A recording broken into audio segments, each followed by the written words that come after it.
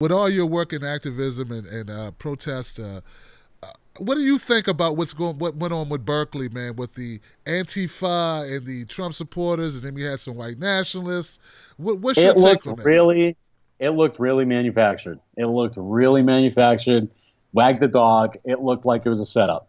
And a lot of people don't understand the Black Bloc people, and not like there's not like a separate organization where they're out there. They're your college students. They're your people that make your coffee. They're a fight club. You know, you do not want to f them. They are just people. They're just citizens. So it seemed like a setup. Like they were like, oh yeah, let's get all these guys out here, and then we'll go ahead and we'll film it all, and then we'll say, oh my God, protesters bad. We have people on Facebook supposedly getting killed. We have people that are, cops are using Facebook to do like press conferences now. It almost seems like there's an agenda to it. Like, hey, if we show so much bad stuff on live videos, maybe they'll take them down. We can't use them anymore. Hey, if we show the internet such a bad thing, they can't use it anymore. We can take it down. It just seems like it's all one big setup. Wow, that's a different take, man.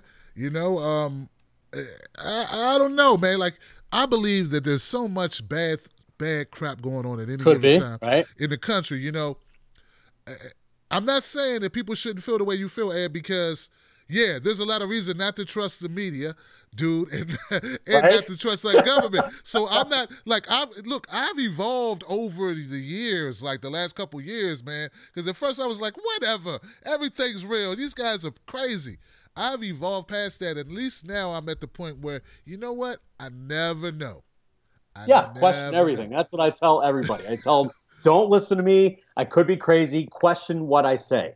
Right. Look for it. Look for the truth, There you go. and you will find it. And there are people that have come back and said, you know what? I looked for something, and I read Japanese, and I went to the Japanese paper, and they don't know anything about North Korea. They have no idea about what's going on in North Korea.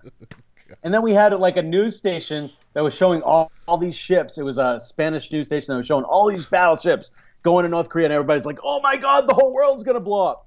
Come to find out, they do it every year. It's a training exercise that happens, but everybody's like, "Oh my God, the whole world's gonna blow up." We had people saying, "Oh yeah, Assad's gassing his own people," blah blah blah. There were people that didn't have any suits on that were watering down bodies, and they would have been dead if it was sarin gas. Like there's some logic there that people aren't looking at, you know? Right. And so then you look at, well, what does Assad have to gain? Well, the day before that came out, he was supposed to get like billions of dollars in aid. So he had nothing to gain by that.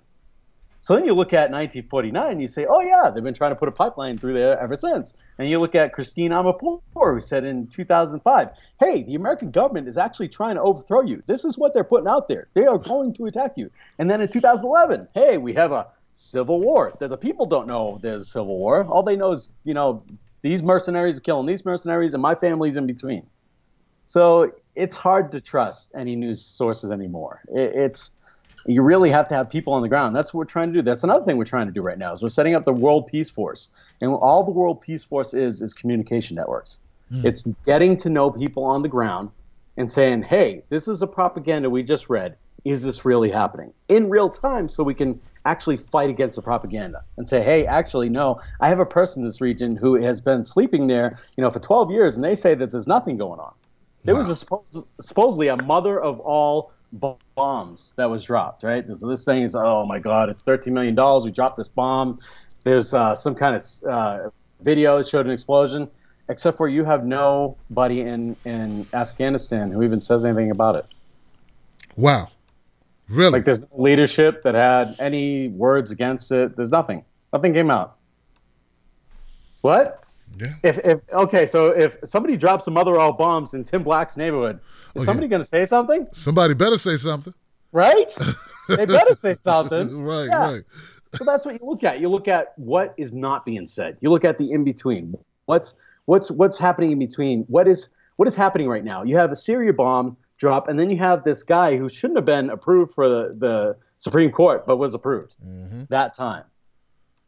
Neil Gorsuch. Question everything. That's the thing. You got to question everything. Wow, man. What are they looking at? What's the misdirection? Because misdirection is the magician's greatest trick. So what is the misdirection? Why are they having us focus so much on what's going on over here? What's going on over here?